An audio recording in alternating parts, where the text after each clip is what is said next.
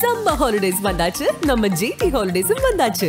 GT Holidays, South India's #1 travel brand. மார்க்கெட்லயே கம்மி சேதாரத்துல இன்னும் 1% தள்ளுபடி கொடுப்போம். ஓகே, வைரநக கேரட்டுக்கு 5000 தள்ளுபடி கொடுப்போம். தள்ளுபடி திருவிழா. ஆச்சி பாதாம் ட்ரிங்க். ஆச்சி பாதாம் ட்ரிங்க் ஒன்னு வாங்குனா ஒன்னு ஃப்ரீ.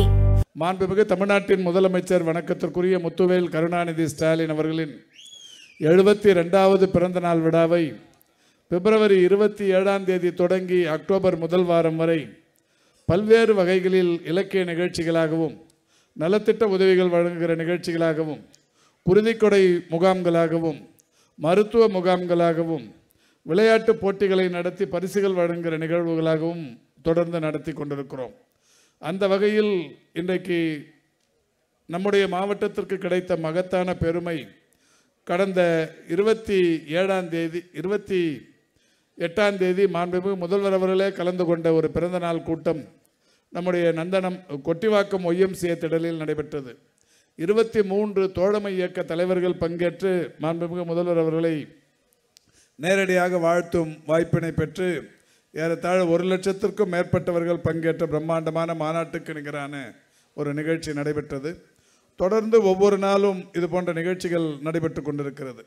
நேற்றைக்கு கூட மாண்புமிகு தமிழ்நாட்டின் துணை முதல்வர் அவர்கள் பங்கேற்று ஊரூர் முதல் உத்தண்டி வரை 13 மீனவ கிராம மக்கள் பங்கேற்ற ஒரு மாபெரும் படகு போட்டி ஒன்று நடத்தி தமிழ்நாட்டில் ஒரு கேரளாவில் நடைபெற்றதை போன்ற ஒரு பிரம்மாண்டமான படகு போட்டி நடத்தப்பட்டு அதில் பங்கேற்றவர்களுக்கு பரிசுகள் வழங்கப்பட்டது. இப்படி தொடர்ந்து தினந்தோறும் நிகழ்ச்சிகள் நடத்தப்பட்டு கொண்டிருக்கிறது. அந்த வகையில் இன்றைக்கு பெருமதிப்பிற்குரிய அண்ணன் இந்து ராம் அவர்களும் பெருமதிப்பிற்குரிய நக்கீரன் கோபால் அவர்களும் ரங்கராஜ் பாண்டே அவர்களும் காந்தராஜ் அவர்களும் கல்கி பிரியன் அவர்களும் இங்கே வருகை தந்து உரையாற்றிட விட்டிருக்கிறார்கள். உண்மையிலேயே இவர்கள் ஒவ்வொருவருமே தனித்தனியான ஆளுமைகள், ஒவ்வொருவருக்குமே பல்வேறு வகைகளிலான பெருமைகள் இருக்கிறது. அன்பிற்கினி நண்பர் துரைராஜ் பேசும்போது சொன்னதைப் போல ஒவ்வொருவருக்கும் இருக்கிற சிறப்புகளை எடுத்து சொன்னாலே இந்த கருத்தரங்கத்தில் 2 மணி நேரம் அதற்கே கூட போதாது. அந்த அளவுக்கு சிறப்புக்குரிய பெருமக்கள் இந்த மேடையிலே வீற்றிருக்கிறார்கள். பெருமதிப்பிற்குரிய இனி அண்ணன் இந்து ராம் அவர்களுடைய ஒவ்வொரு தலையங்கமும் அவருடைய கட்டுரைகளையும் படித்து பார்த்தவர்களுக்கு தெரியும்.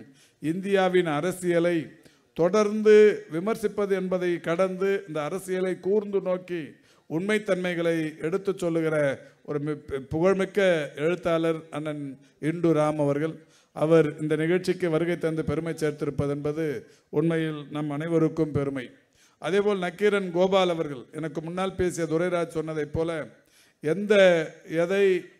எதை எப்படி கையாள வேண்டும் என்பதில் மிக லாபகமாக கையாளுகிற ஒரு அற்புதமான எழுத்தாளர், சிறந்த சொற்பொழிவாளர்.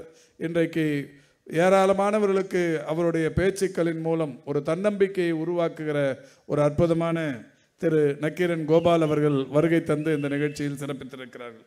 பெருமதிப்பிற்குரிய ரங்கராஜ் பாண்டே அவர்கள், அவர் ஊடகங்களில் அவருடைய அந்த பணி என்பது சாதாரணமான ஒரு விஷயம் அல்ல.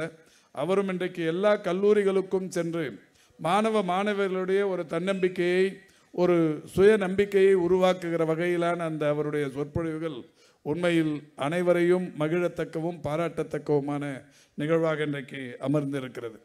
வருகை தந்திருக்கிற இனிய அண்ணன் காந்தராஜ் அவர்கள் பெருமதிப்பிற்குரிய நினைவில் வாழும் நம்முடைய முன்னாள் சட்டப்பேரவை தலைவர் நம்முடைய ராஜாராம் அண்ணன் ராஜாராம் அவர்கள் குறித்து அனைவருக்குமே நன்றாக தெரியும். தந்தை பெரியார் அவர்களின் நேர்முக செயலாளராக இருந்தவர். தந்தை பெரியார் அவர்களோடு ஏராளமான வெளிநாடு பயணங்களில் பங்கேற்ற பெருமதிப்பிற்குரிய அண்ணன் ராஜாராம் அவர்களின் உடன் பிறந்த சகோதரர் டாக்டர் காந்தராஜ் அவர்கள்.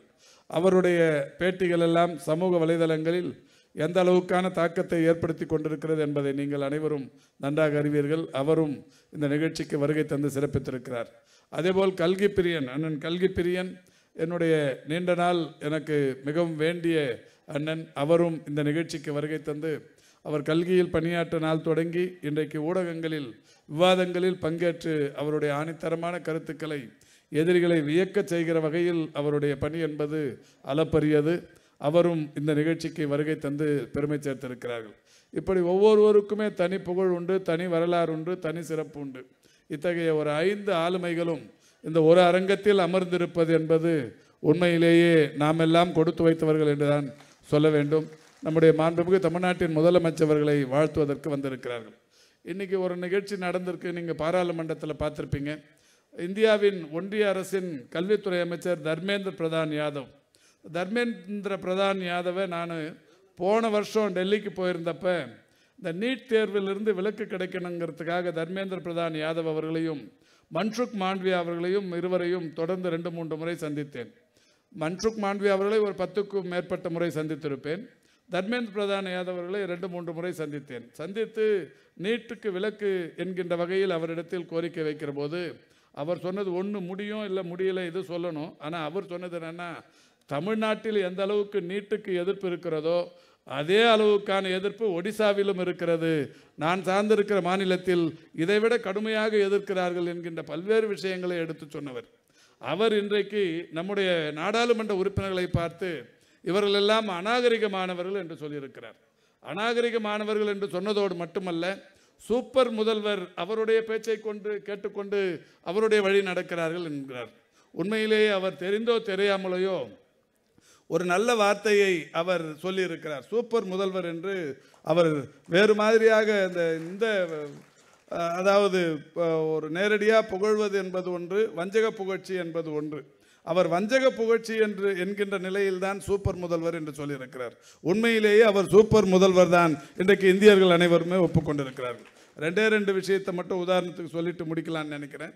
2024 ஏப்ரல் மேல தேர்தல் நடந்தப்ப பாராளுமன்றத்தில் நாம் பெற்ற வெற்றிகள் 40க்கு 40 ஜெயிச்சிருக்கிறோம். தமிழ்நாட்டை பொறுத்த வரைக்கும் 39, புதுவை உள்பட 40க்கு 40 ஜெயிச்சிருக்கிறோம்.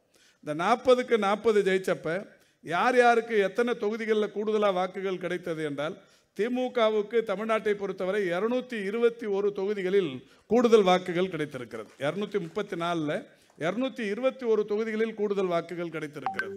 அப்படியானால் எதிர்த்து நின்ற எதிர்க்கட்சிகள் யார் யாருக்கு எவ்வளவு இடங்களில் கூடுதல் வாக்குகள் கிடைத்திருக்கிறது? அதிமுகவுக்கு 8, பாமகவுக்கு 3, தேமுதிகவுக்கு 2, பாஜக 0. தேமுதிகவை பொறுத்த வரைக்கும் விருதுநகர்லையும் நம்ம மதுரை அந்த அவருடைய அருப்புக்கோட்டை தொகுதியிலையும் 2 இடத்துல கூடுதல் வாக்கு கிடைத்திருக்கிறது. பாமகவை பொறுத்தவரை பாப்பிரெட்டிப்பட்டி, தர்மபுரி அந்த மாதிரி அந்த சர்க்கிளில் ஒரு 3 தொகுதியில் கூடுதலாக கிடச்சிருக்கு. மீதி 8ல் ஏடிஎம்கே, 221ல் டிஎம்கே. இது போன வருஷம் தேர்தல் நடந்தப்ப. இப்போ அந்த ஒரு இந்தியா டுடேவும் சி ஓட்டர்ஸுங்கிற ஒரு நிறுவனமும் கருத்து கணக்கெடுப்பு நடத்துகிறாங்க. என்னென்னா, போன எலெக்ஷனில் இந்தியா முழுக்க இந்த மாதிரியான நிலை இருக்கிறது.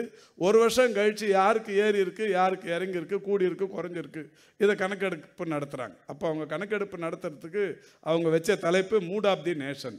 மூட் ஆஃப் தி நேஷன்னு கணக்கெடுப்பு நடத்துகிறப்ப என்ன சொல்கிறாங்கன்னா, அப்போ திமுகவுக்கு இருந்த ஆதரவு நிலை 47% ஒரு வருஷத்துக்கு முன்னாடி.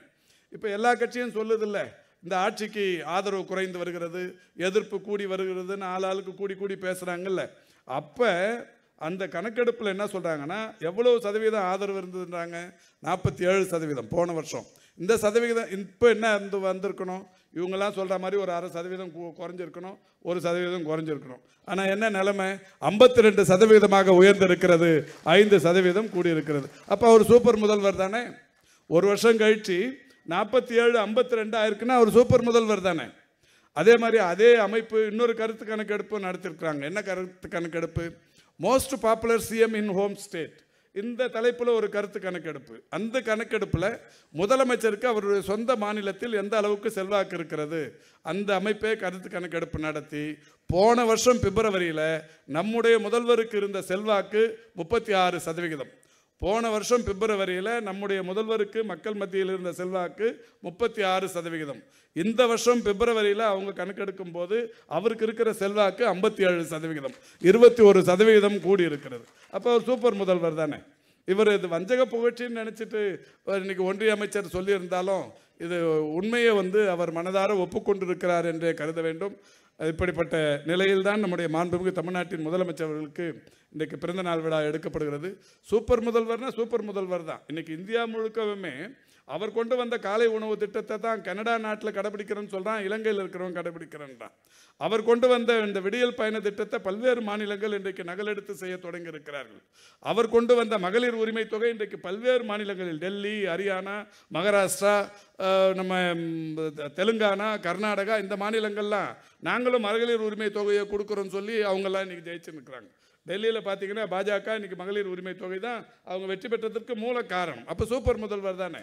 10க்கும் மேற்பட்ட மாநிலங்களில் இன்னைக்கு அவருடைய இந்த கலைஞர் மகளிர் உரிமை தொகையை எடுத்து செயல்படுத்திட்டாங்கன்னா அவர் சூப்பர் முதல்வர் தானே. அதை எல்லாத்தையும் கடந்து 5300 வருஷத்துக்கு முன்னாடி இரும்பின் பயன்பாட்டை கண்டறிந்து தமிழர்களின் நாகரிகம், தமிழர்களின் கலாச்சாரம், தமிழர்களின் பண்பாட்டை இன்றைக்கு உலகுக்கு எடுத்து சொல்லியிருக்கிற சூப்பர் முதல்வர் தான்.